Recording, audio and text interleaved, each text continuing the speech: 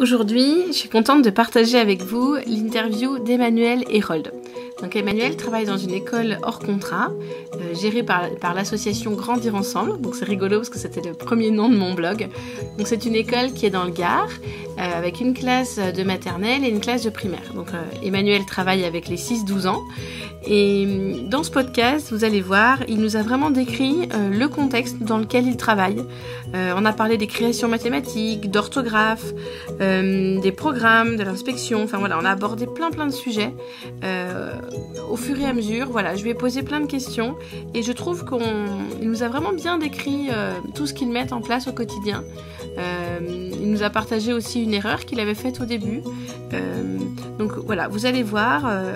C'est rigolo parce qu'en fait, j'imaginais qu'Emmanuel, enfin, je me disais qu'Emmanuel était un enseignant du 3e type, mais lui, il se définit plus comme un enseignant freinet. Voilà. Mais ses collègues du 3e type le voient aussi comme un collègue du 3e type. Donc voilà. Bon, en tout cas, c'est pas facile de définir des limites. Mais ce qui est sûr, c'est qu'Emmanuel ne travaille pas d'une manière conventionnelle. Voilà. Je laisse place à ma conversation avec Emmanuel. Bonjour Emmanuel. Bonjour. Merci d'avoir accepté ce podcast. Alors j'avais envie d'échanger avec toi parce que tu es un enseignant du 3e type et voilà, j'avais envie d'en faire profiter aussi les auditeurs, savoir comment tu travailles et tout ça. Donc est-ce que tu pourrais commencer par nous décrire un peu ton contexte, voilà, l'école, village, campagne, voilà. Actuellement, je suis dans une petite école associative hors contrat, dans un petit village. À 100 mètres de la rivière, une classe unique de CP à CM2. Et il y a 2 classes dans cette école, une maternelle, enfin la classe du bas comme on dit, 3 à 6 ans et moi de 6 à 11 ans. D'accord. Donc à la campagne, école hors contrat du coup. À la campagne, c'est ça. Voilà. Et tu es en disponibilité d'éducation nationale ? C'est ça. Voilà. Je suis un enseignant du public et je suis en disponibilité actuellement. D'accord. Et comment tu es arrivé dans cette école hors contrat ? Je suis un enseignant du 93, de la Seine-Saint-Denis. Et quand mon petit est né, alors moi je s'est posé la question de est-ce qu'il allait grandir dans les tours ou pas. Et donc on a fait en sorte de pouvoir partir. Donc je me suis mis en disponibilité, j'ai trouvé un contrat justement d'une école associative. D'accord, donc c'était la nature qui comptait pour toi, pouvoir que ton fils puisse grandir dans la nature. Puis pour vous aussi peut-être, toi. Ouais, c'est ça, pas être au milieu de la ville en fait, de la grande ville. D'accord. C'était histoire de se ressourcer, d'être mieux, plus posé. C'est un ensemble. Et quand tu as postulé du coup pour travailler dans cette école, tu savais que ça allait être des CP CM2 ou c'était que des maternelles au départ ? Non, je savais que c'était... Alors, il y avait une classe de maternelle et moi, j'ouvrais les CP CM2. J'ouvrais la classe élémentaire. D'accord, donc ouais, tu as commencé dans cette école directement avec les CP CM2. Oui. Voilà. Et du coup, je veux dire, c'est pas un poste que les enseignants classiques aimeraient avoir. Un écart d'âge aussi important. Alors, moi je sais que le multi-âge est hyper important, mais voilà, la plupart des enseignants fuiraient devant une classe de CP-CM2, enfin du CP au CM2. Donc toi, quelles compétences tu avais développées avant pour pouvoir arriver dans cette classe en ayant envie d'avoir cette classe ? Moi, depuis le début, depuis que j'ai commencé, en fait, j'ai toujours eu au moins un double niveau. Soit subi, au début c'était subi, mais après c'était choisi, c'est-à-dire j'arrivais dans les écoles et quand il y avait un double niveau, c'est moi qui le choisissais. Donc c'était pour moi le multi-âge est essentiel. Et donc là, quand j'étais sur Paris, déjà je travaillais sur un projet PEDA d'une école qui a ouvert à Fontenay-sous-Bois, l'école Mana avec Cécile Priou. Et donc pendant 2 ans, on a travaillé sur le projet PEDA. Tous les jeudis, on se rencontrait, on travaillait sur le projet. Et donc quand je suis parti de Paris, j'avais ce projet un peu sous le coude. Et donc quand je suis arrivé dans l'école, j'arrivais avec ce projet. D'accord. Et les créatrices de l'école l'ont accepté. D'accord. Et qu'est-ce qu'il y avait à l'intérieur de ce projet ? Il y avait il y avait plein de choses. Il y avait le multi-âge, il y avait une réunion quotidienne tous les jours, il y avait un temps de débat mathématique, un temps de français un peu imposé, tout le reste en temps libre. Grosso modo, c'est une journée type. D'accord, donc tu avais pu y réfléchir vraiment en amont avant d'arriver dans la classe, quoi. Complètement. Voilà. Et là, ça fait combien d'années que tu travailles dans cette classe? C'est la 4e année. 4e, d'accord. Et alors, quand tu es arrivé dans la classe, est-ce que tu peux nous raconter un peu voilà, tes débuts, tes difficultés, les choses qui fonctionnaient bien? Alors, ce qui fonctionnait pas, c'est que je suis arrivé avec le mot liberté, en fait, en point d'orgue. C'est-à-dire que les enfants étaient vraiment libres de faire ce qu'ils voulaient. Et les activités imposées étaient plus... c'était plus compliqué. Donc, en fait, je suis arrivé avec le mot liberté. Et au bout de 2 mois, et à force de discuter avec d'autres enseignants, en fait, j'ai mis en avant plutôt l'autonomie que la liberté. Non pas que les enfants sont pas libres de faire les choses, mais en fait, ils sont libres s'ils sont autonomes. S'ils sont pas autonomes, c'est à moi de les aider. Et donc, j'ai changé ce paradigme-là et ça a beaucoup mieux fonctionné, en fait. Ça m'a permis de mieux aider les enfants plutôt que de les laisser dans leurs difficultés. D'accord. Donc au début c'était le libre choix toute la journée. Enfin voilà, ils choisissaient vraiment. Ouais. C'est ça, mis à part un temps un peu imposé de débat mathématique. Encore, c'était pas forcément imposé. J'ai changé ça à Noël, j'ai changé ça et je me suis déjà moi senti mieux dans le groupe et le groupe s'est senti mieux aussi, j'ai eu l'impression. Ça a fonctionné en fait. Pour l'instant, en tout cas, ça fonctionne. D'accord. Donc, est-ce que tu pourrais nous décrire là maintenant une journée type, enfin, même si elles sont toutes différentes, mais voilà. On arrive à 9h moins le quart, il y a temps libre jusqu'à 9h15, 9h30, où là, les enfants prennent en charge la réunion, qui organise la journée en fait. On se compte. On se parle, on se propose des choses, voilà. On organise la journée pendant une demi-heure et après on est en activité libre en fait jusqu'à midi. Et l'après-midi, après les enfants font leur repas, préparent leur repas, etc. Et à 1h30, on repart avec des présentations de chansons des enfants. Les enfants ont voulu présenter les chansons, donc ça c'est quelque chose qu'on fait tout le temps. Et après on est encore en activité libre. Et on a un temps de bilan en fin de journée. Et il y a 2 choses qui sont imposées, c'est il faut faire du français tous les jours et il faut faire des mathématiques tous les jours. D'accord. Mais ça peut être à travers leur projet. Ouais. Voilà. Complètement. Ouais. Tu me disais tout à l'heure que les enfants aimaient bien construire des cabanes voilà, dans la nature. Et du coup, ouais, j'imagine, est-ce qu'ils ont besoin d'utiliser des mathématiques, par exemple, pour fabriquer une cabane, couper les planches et tout ça? Pas forcément. Non. Il y en a oui, d'autres non. D'accord. C'est pas forcé. Il y en a qui en ont besoin. Qui s'en servent pour leur projet, d'autres qui font un peu, qui tâtonnent, qui essayent et qui voient. Et sans forcément utiliser les mathématiques. Ils le font c'est sous-jacent, mais ils le font pas. C'est pas comment on dit. Ils se servent pas des mathématiques eux. Enfin, ils se disent pas je vais faire des mathématiques pour refaire ma cabane. Ouais. Voilà. Et quand tu dis ils ont un temps imposé, enfin chaque jour ils doivent faire un peu de français, un peu de maths. Du coup, est-ce que tu les guides un peu? Est-ce qu'ils ont quel support ils utilisent? En fait, ça dépend des enfants. Ça dépend des enfants. Il y en a qui en ont pas besoin du tout. J'ai pas besoin de les guider. Ils font leurs activités avec leur projet. Ils font le français, les mathématiques sans aucun problème. D'autres à qui j'impose de faire un texte libre. D'autres à qui j'impose de faire ou du fichier maths ou une création mathématique. Parce qu'en ce moment, on a mis en pause les débats mathématiques parce que ça fait 4 ans qu'ils en font. Une certaine lassitude. Donc là, depuis un mois, on a mis ça en pause. Ça reviendra petit à petit au fur et à mesure. Donc là, on est plus dans de l'individuel. D'accord. Donc vraiment, tu t'adaptes vraiment à chaque enfant. voilà, ceux qui auront des projets, qui vont se mettre au travail d'eux-mêmes, bon, bah, du coup, là, tu les laisses faire. Et les enfants qui ont besoin d'être plus guidés, tu les guides, en fait, c'est ça. C'est ça. J'essaie d'être le plus présent s'il le demande. Et j'aimerais bien rebondir du coup sur les créations mathématiques et les débats mathématiques pour les auditeurs qu'on n'a jamais entendu parler. Ouais. Est-ce que tu peux nous dire un peu ce que c'est? Le débat mathématique ou la création mathématique.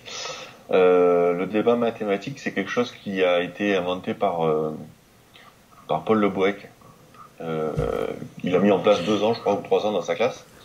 Et Monique Cartier, elle a fait 20 ans dans sa classe. Elle était en compagnonnage avec Paul Le Bouec, et donc elle a continué son travail.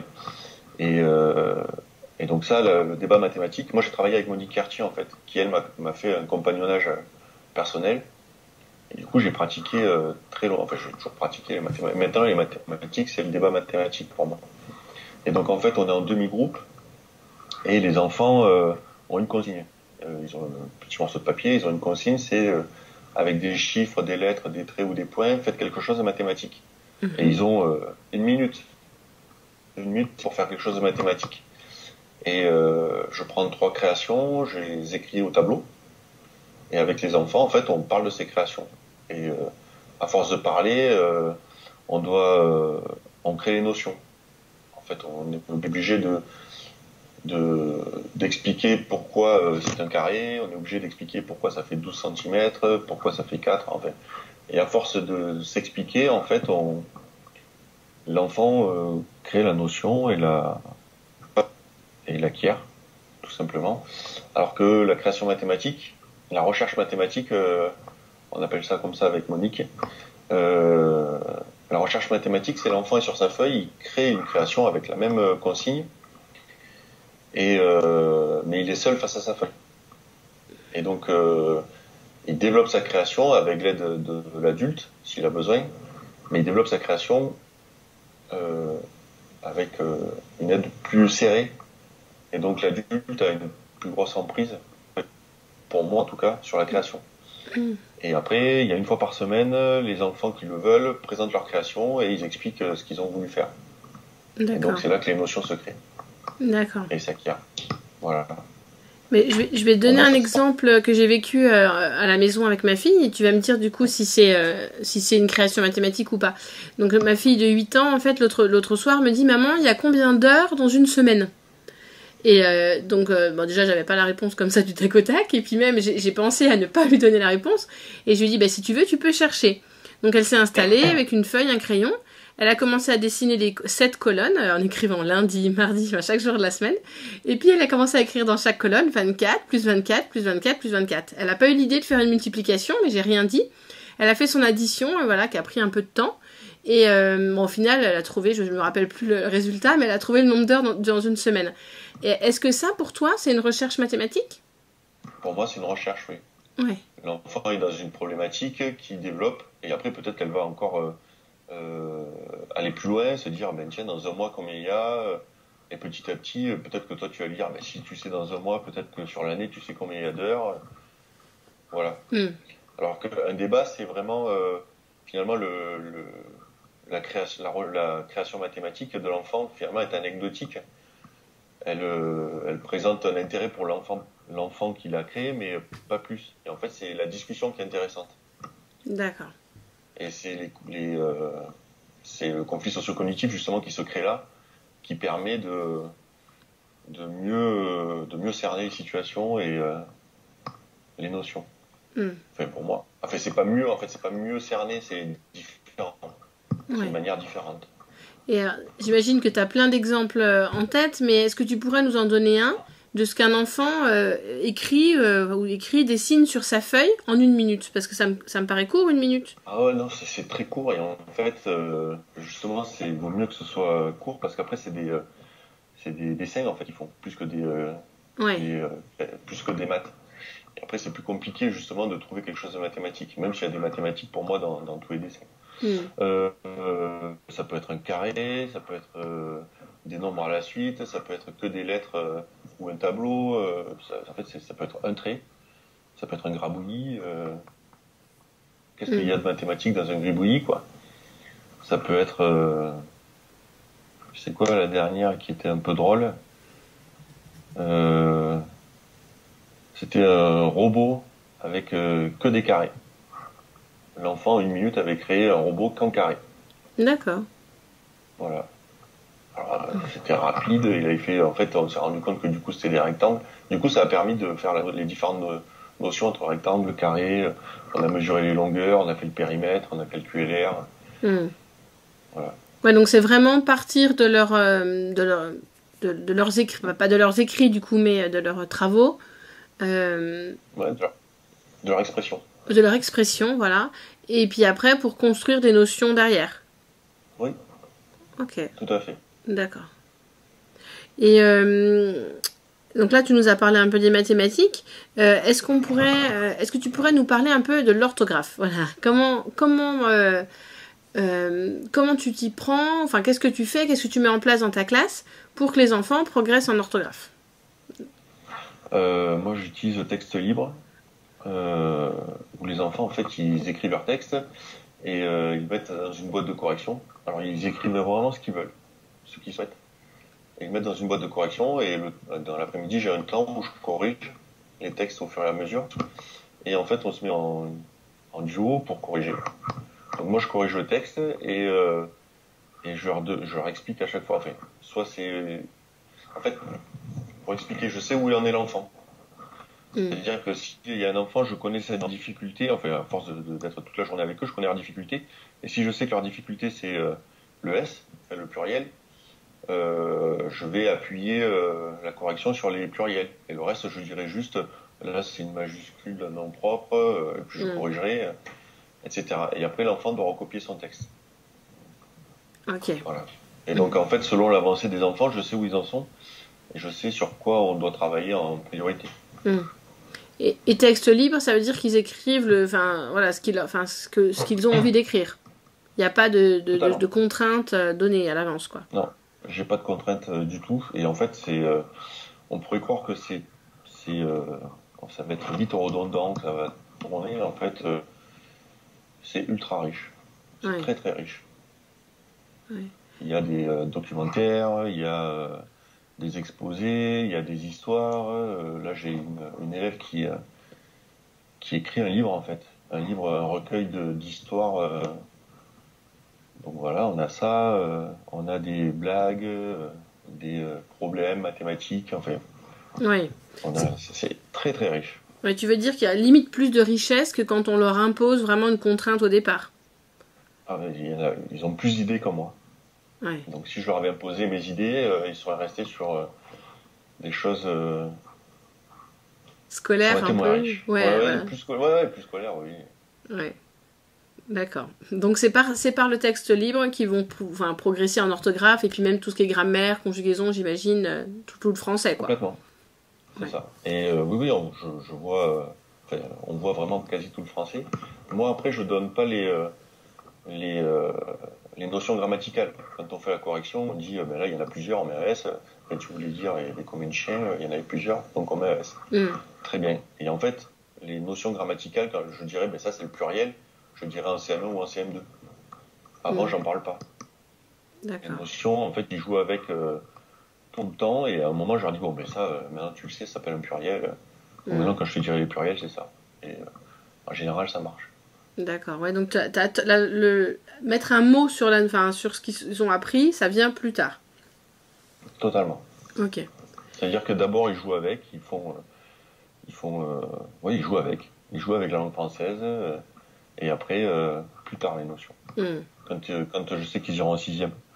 Et selon le niveau scolaire, je connais leur niveau, selon le niveau scolaire, je commencerai plutôt à donner une notion. Et si le niveau est très avancé, je donnerai une notion le dernier mois avant de partir. Ah oui, tu veux dire que si l'enfant est avancé, tu peux encore te permettre de le faire au dernier moment. Oui.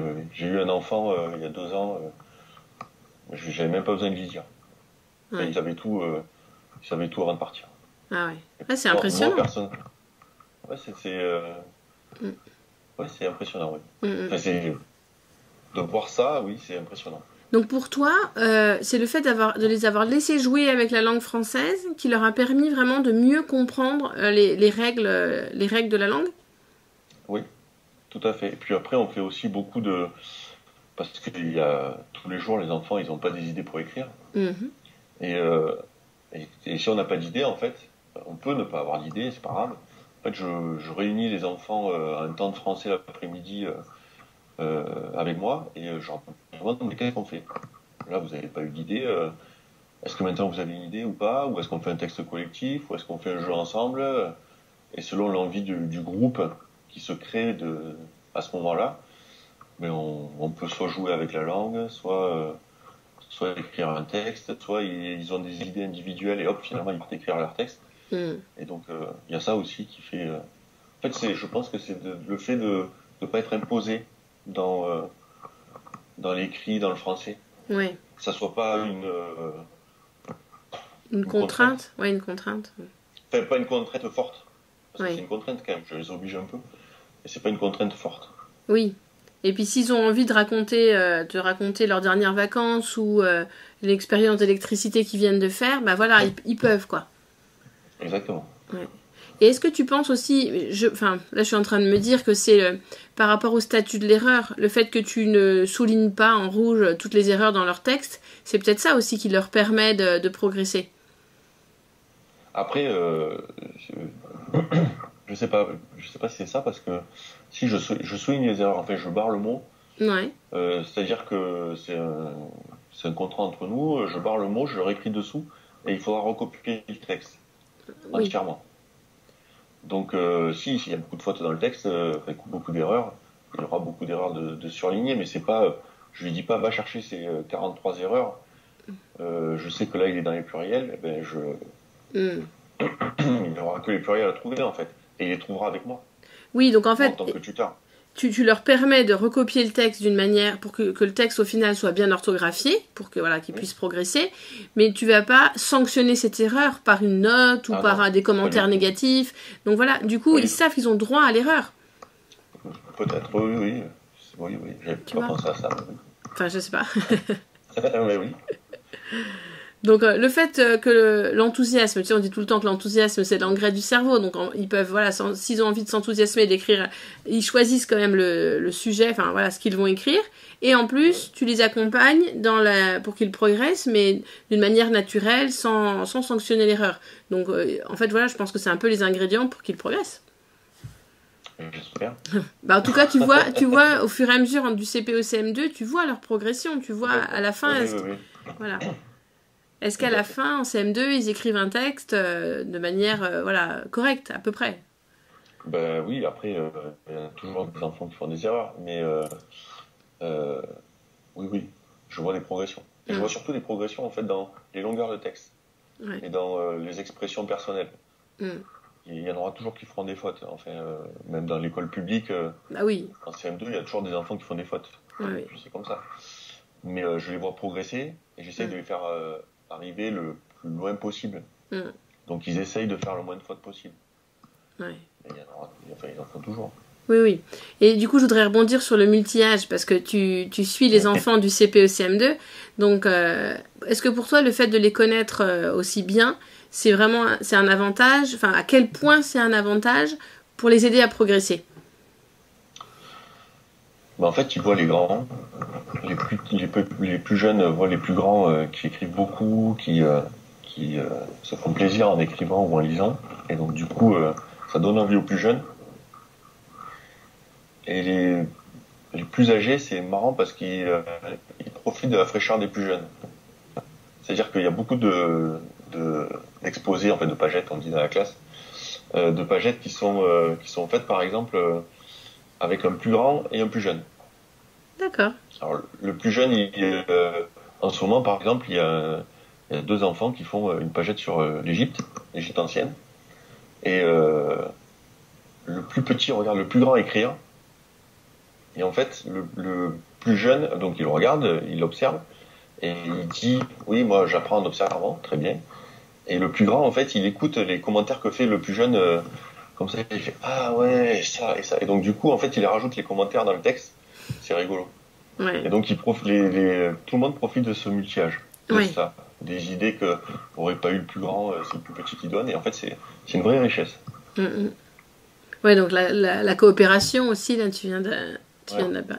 Mais et toi, le fait de mieux connaître les enfants aussi, parce que ce que je reproche un peu au système classique, c'est que voilà, on a les enfants qu'une année souvent, enfin une ou deux selon voilà si on a un double niveau, mais du coup on a à peine le temps de les connaître et hop, l'année est déjà finie et tu vois.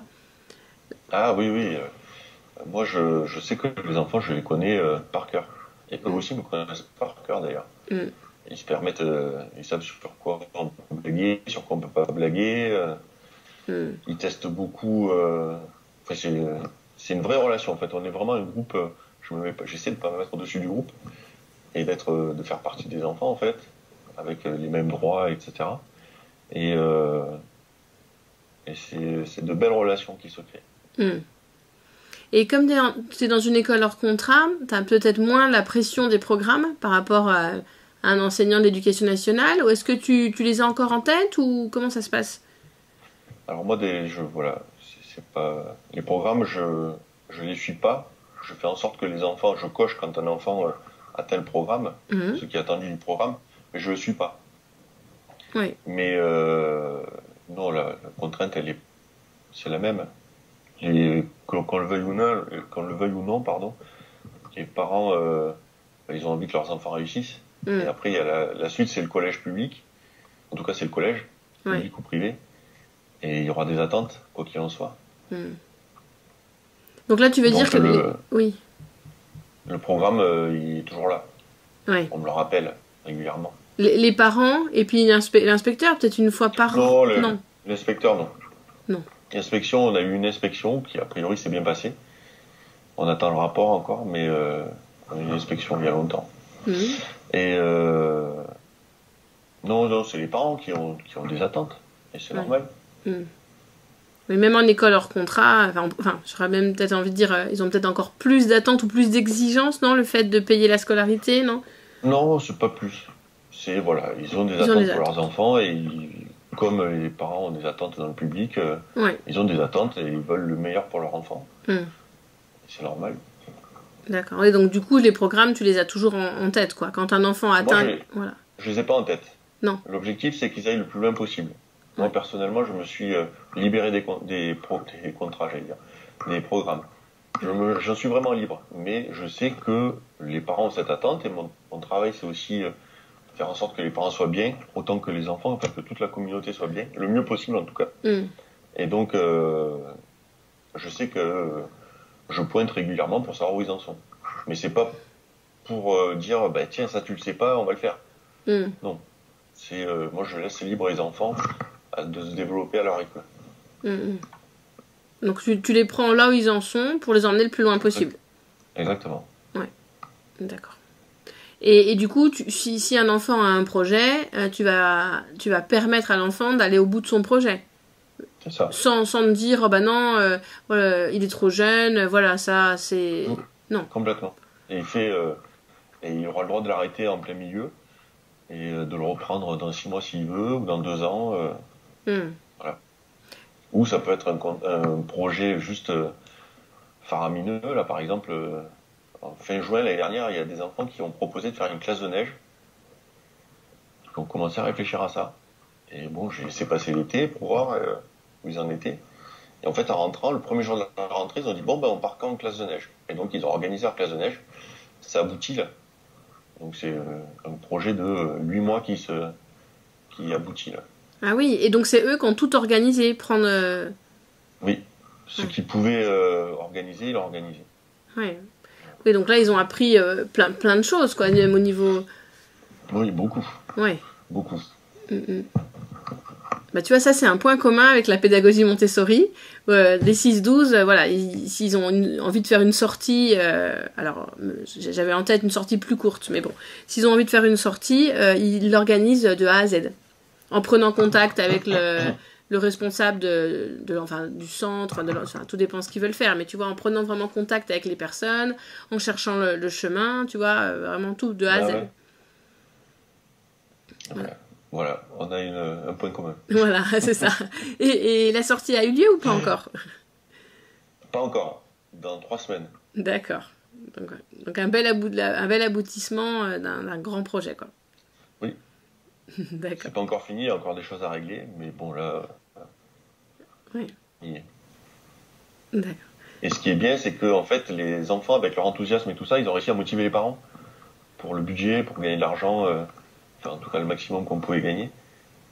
Donc c'est bien, c'est une motivation pour toute la classe et pour tous les parents de la classe.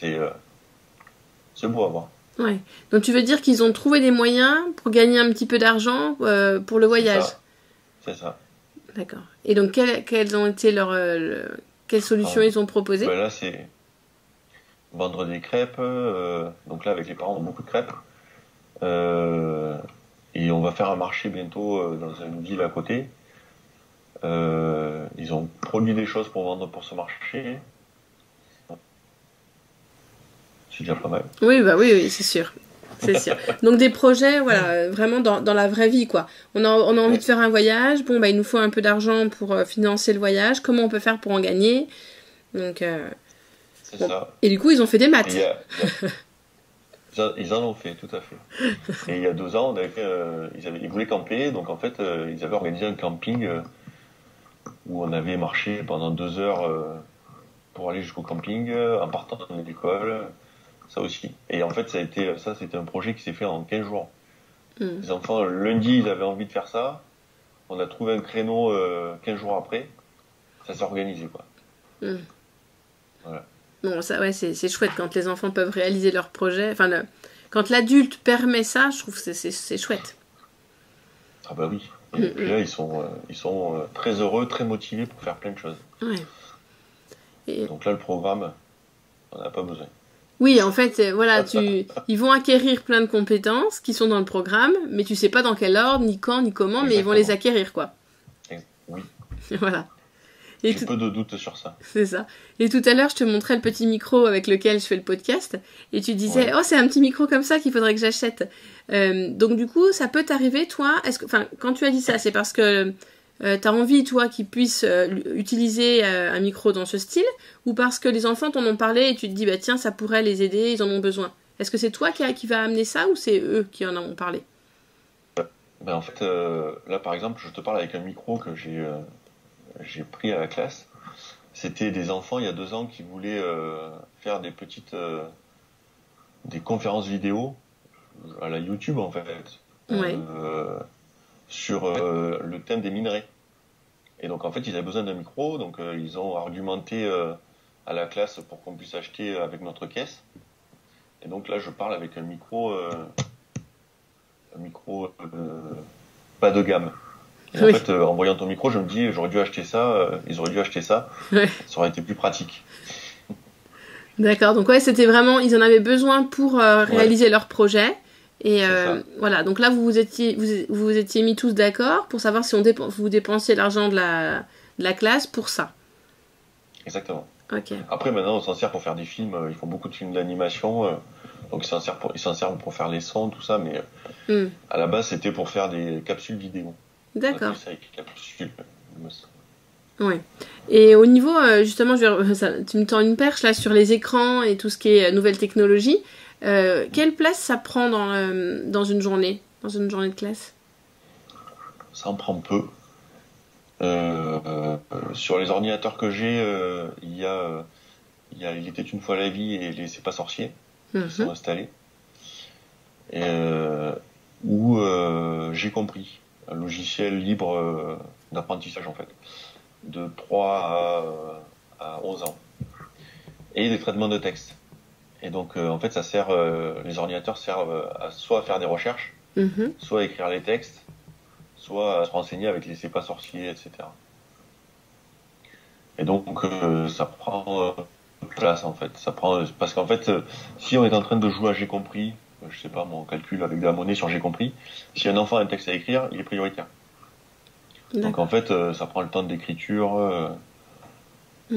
Voilà.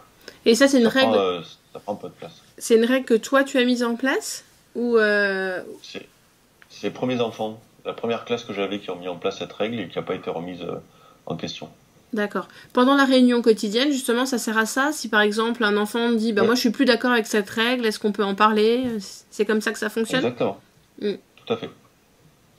Et j'ai le droit, moi aussi, de le dire. S'il y a une règle qui ne me convient plus, eh ben, j'ai le droit de dire qu'elle ne me convient plus. Après, on en discute et on voit comment on peut la faire évoluer. Oui, c'est plus l'adulte qui se place en c'est moi qui décide, voilà. Voilà, la vie des enfants compte, quoi. C'est ça, la vie est très importante. Après, je reste le garant de la classe. Et je me réserve le droit de si jamais il y a quelque chose, une violence qui est faite ou quoi que ce soit, je me réserve le droit d'intervenir. Oui, oui. D'accord. Je reste le garant de la sécurité de l'école, de la classe. D'accord. Alors, j'aime bien poser cette question à chaque fois. De quoi pour toi, de quoi un enfant a besoin pour bien grandir et s'épanouir? De temps. Ouais. De temps. Lui laisser le temps. Oui. Ça paraît simple, hein, mais ils l'ont pas tout le temps. Ils l'ont pas tout le temps. Non, ils l'ont pas tout le temps, justement. Et là, je me rends compte, il y a des enfants qui lisent plus tard, mais qui explosent en fait en lecture. Et avant, ils se sont développés dans plein d'autres choses. Alors que si ils avaient été dans le système classique, mono-âge, je pense que ça les aurait bloqués pour beaucoup d'années. Ouais.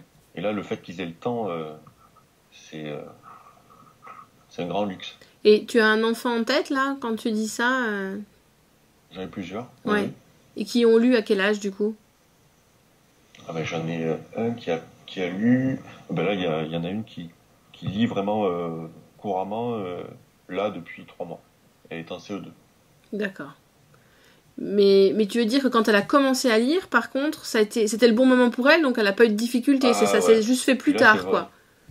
C'est-à-dire que il y a 15 jours, je lui faisais lire, je la faisais lire quotidiennement, voilà. Et les mots étaient saccadés. Et là, je sais pas, aujourd'hui, elle a voulu me lire un livre, donc elle est venue, elle m'a lu son livre, et c'était quasi fluide. Donc 15 jours, enfin c'est une véritable explosion. Ouais. Donc du coup, tu t'es pas inquiété si à 6 ans et demi, elle n'était pas rentrée dans la lecture, quoi. On s'inquiète toujours un peu. Ouais. Mais tu lui as laissé le temps. Exactement. Voilà. Ok. Et donc dans ta classe, qu'est-ce que tu cherches à leur transmettre à tous ces enfants? Moi, je cherche pas à transmettre. Je cherche pas à transmettre en fait. Je cherche à ce qu'ils soient épanouis, à ce que tout le monde soit épanoui, à ce qu'on puisse vivre ensemble de la meilleure des façons. Mais je sais pas si je cherche à transmettre quelque chose. En tout cas, j'ai rien en tête. Voilà. Juste qu'ils arrivent à s'auto-organiser. Si, à être de vrais citoyens.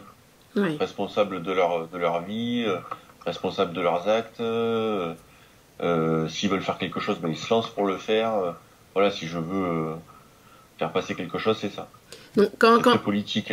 Quand j'ai dit transmettre, t'as pensé au savoir-faire, et là, c'est là où tu t'es dit rien, c'est ça? Ouais, c'est ça, ouais. Et moi, je pensais au savoir-être aussi, c'est ce que tu viens de dire. Voilà. Donc voilà, donc là, j'essaie du savoir-être. D'accord. Voilà. Ouais. Pour le savoir-être, tu sais ce que tu as envie de leur transmettre, mais voilà, pour ce qui est plus savoir-faire, là, tu leur fais confiance, quoi. Complètement. Ouais. Ok. Et puis je leur fais confiance aussi dans le savoir-être, mais c'est juste que je veux leur montrer que c'est possible de réussir, d'avoir un projet, de le mener à bien, que c'est possible de changer des règles si on en a besoin, qu'on a le droit d'être en désaccord et de le dire, qu'un adulte c'est pas une personne qui est plus forte que nous, enfin en tout cas que les enfants, on a le droit, tout le monde a le droit à la parole et à dire ce qu'il pense. Ok. Et tout à l'heure, on parlait un petit peu de la nature. On a fait un premier essai, voilà, qui n'a pas fonctionné, mais du coup, on a échangé un peu sur la nature avant. Comment ça se passe du coup? Est-ce que vous sortez régulièrement à l'extérieur? Comment vous vous organisez?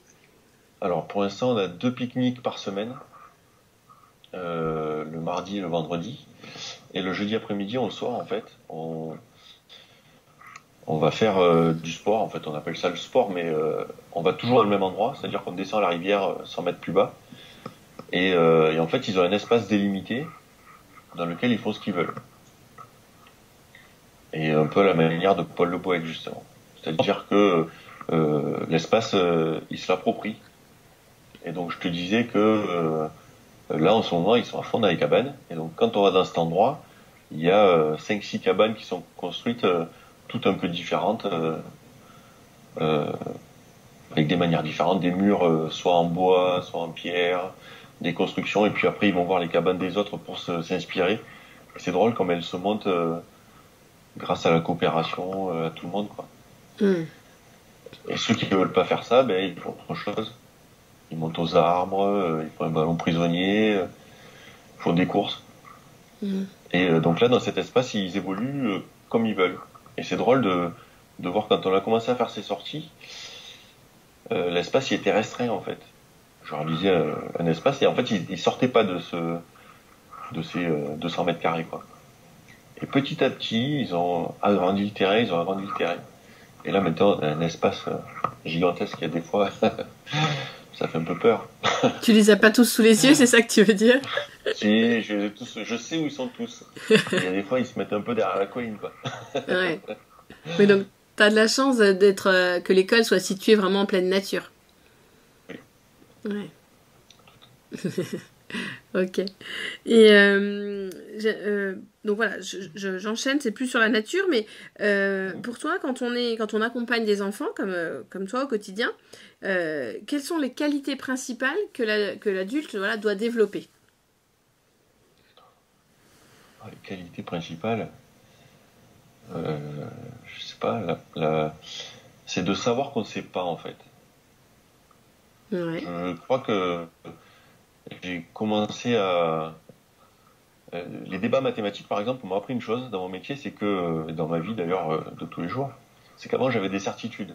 Et en fait, je me suis rendu compte en débattant qu'en fait les enfants, ils allaient très loin, ils allaient même plus loin que mes savoirs mathématiques.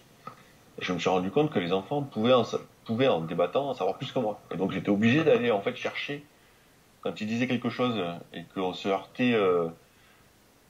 en fait, on savait plus. À des moments, ils allaient tellement loin qu'on savait plus si c'était vrai ou faux, quoi. On était un peu en philosophie de mathématiques. Donc, ça m'obligeait à aller me renseigner sur la notion qu'on était en train de voir. Ok.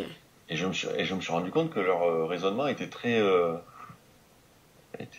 bon, en fait, bien meilleur que les miens. Et donc, je me suis rendu compte, en fait, il a fallu que j'adopte une attitude très humble vis-à-vis de ce qu'ils pouvaient dire. Parce que je me trompais très souvent. Et donc, du coup, il y a ça. Savoir que je sais pas et que je suis un ignorant finalement, parmi d'autres, et la patience aussi, et vous le savoir écouter, être patient et être humble vis-à-vis du groupe et des enfants. Je crois que c'est important. Et est-ce que ces qualités-là, tu penses que tu les as développées dans cette école, ou tu les avais déjà tes premières années d'enseignement? Non, je ne savais pas au début. Et je sais pas qu'avec l'école, c'est à partir des débats mathématiques. C'est les rencontres beaucoup avec Monique Cartier qui m'ont aidé à comprendre ça. Le compagnonnage que je faisais en débat maths avec elle et les rencontres que j'ai faites justement après ça. Il y a plein de gens que j'ai rencontrés et qui m'ont permis de développer ça. Et de comprendre que j'étais un ignorant parmi tant d'autres. Ouais, c'est intéressant. Et du coup, c'est quoi tes projets là pour les prochaines années? Je n'ai pas. On verra où vont les enfants. Oui. J'ai pas d'attente particulière. Si, j'aimerais pouvoir contacter une radio locale. Je viens de découvrir qu'il y avait une radio locale et j'aimerais proposer ça aux enfants. Ça devait se faire cette année avec un parent d'élève, mais on n'a pas trouvé le temps de développer ça. Donc du coup, j'ai pas forcément proposé aux enfants, je voulais pas aller trop loin sans être sûr de pouvoir les emmener où ils voudraient, parce qu'ils veulent toujours aller plus loin que ce que moi j'espère. Et donc j'espère pouvoir le faire un jour. Oui, mais quand je disais projet, c'était pas dans la classe, c'était vraiment où est-ce que tu te vois dans quelques années? Est-ce que tu te vois toujours dans cette école? Alors, moi, j'espère retourner dans le public. Non pas que je suis pas bien dans l'école où je suis, j'y suis très bien, mais j'espère un jour retourner dans le public et faire ça dans le public. Oui. Arriver dans une petite école, arriver à montrer aux autres enseignants que ça peut se faire, essayer de faire, si on est trois classes uniques dans l'école, histoire de, un peu à la Ballard à Montpellier, ils ont fait ça à l'école Ballard, je crois, à la Paillade à Montpellier. Et vous avez fait 5-6 classes uniques où chaque enseignant avait un groupe de CE2 à CM2. Voilà. Oui, parce que pour toi, ce que tu vis là au quotidien, c'est tout à fait reproductible dans une école publique? Oui, tout à fait. Ouais. Et tu as envie même justement de montrer que ça marche. Moi, l'objectif, c'est un jour le faire en école publique. Ouais. Ouais. Un peu à la manière de colo, de billard, de tant d'autres, de rue Hélène pendant un temps, de Philippe. Enfin, je devrais dire d'ailleurs plutôt que les noms de famille, mais voilà, de Cyriac à qui tu as parlé, voilà. Ok. Et si tu veux bien, on va terminer l'interview avec les 3 questions habituelles. Soit un coup de cœur, soit un coup de gueule, une citation que tu aimes bien et un livre que tu aimerais partager. Alors, le coup de cœur, c'est mon livre. C'est... Attends, je l'ai sorti. À chaque fois, je me trompe dans le titre. C'est L'école réparatrice des destins de Paul Le Bouec. Ouais. Qui est pour moi le livre qui a changé les choses. C'est en lisant ce livre que tu as eu plein de prises de conscience, c'est ça que tu veux dire? Ouais, c'est... Alors après, il y en a d'autres, hein. Il y a le Bernard Collot avec la pédagogie de la mouche, il y en a d'autres. Il y a même le livre de Connac sur apprendre avec les pédagogies coopératives ou enseignants oui mais comment de Merlieu qui m'ont aidé, mais l'école réparatrice des destins de Paul Le Bouec, pour moi ça a été une claque. Ouais. Ah bah c'est pas un livre dont on entend beaucoup parler, j'ai l'impression. Non, et c'est bien dommage. Ouais, donc c'est chouette que tu nous le fasses découvrir, parce que tu vois, moi je suis une grande lectrice et celui-là j'en ai jamais entendu parler. Ben, c'est un peu sa biographie, et en fait il montre comment il est rentré dans la pédagogie freinée en fait. Dans ses jeunes années en fait d'enseignant, et comment il a développé en fait toute sa pédagogie, comment c'est devenu le centre de sa vie, et comment il a sauvé justement des enfants en fait. Plus tard, il a revu les élèves qu'il avait eus en élémentaire, et en fait il s'est rendu compte que ça avait changé la vie de beaucoup de ses enfants, ses élèves, pardon, on devrait dire. Ah bah moi, je préfère le mot enfant que le mot élève. Moi aussi. Mais voilà. Donc voilà, l'école réparatrice des destins. Ok, et merci pour ce partage. Et puis, est-ce que tu as une petite citation que tu aimes bien? Pas là, pas comme ça. Pas comme ça. Ok, c'est pas grave. Il y en a pas qui me suit. Surtout que... Non, voilà. Non, écoute, c'est pas grave. T'as déjà dit ton coup de cœur, du coup, c'était un livre. Voilà. Donc, c'est chouette. Merci beaucoup, Emmanuel. Je t'en prie, merci à toi. Bonne continuation et peut-être à bientôt. À bientôt. Voilà pour aujourd'hui. J'ai trouvé ça chouette qu'Emmanuel ait envie de travailler à nouveau dans le public et de montrer que tout ce qu'il vit là en ce moment est reproductible dans les écoles publiques. Donc, affaire à suivre. Et si le podcast vous a plu, n'hésitez pas à le partager, à laisser un commentaire sur Apple Podcast ou au moins cliquer sur les étoiles. Voilà, c'est rapide, ça permet de faire connaître le podcast et si ça peut aider d'autres professeurs des écoles à cheminer, ça sera super. Je vous dis à vendredi prochain.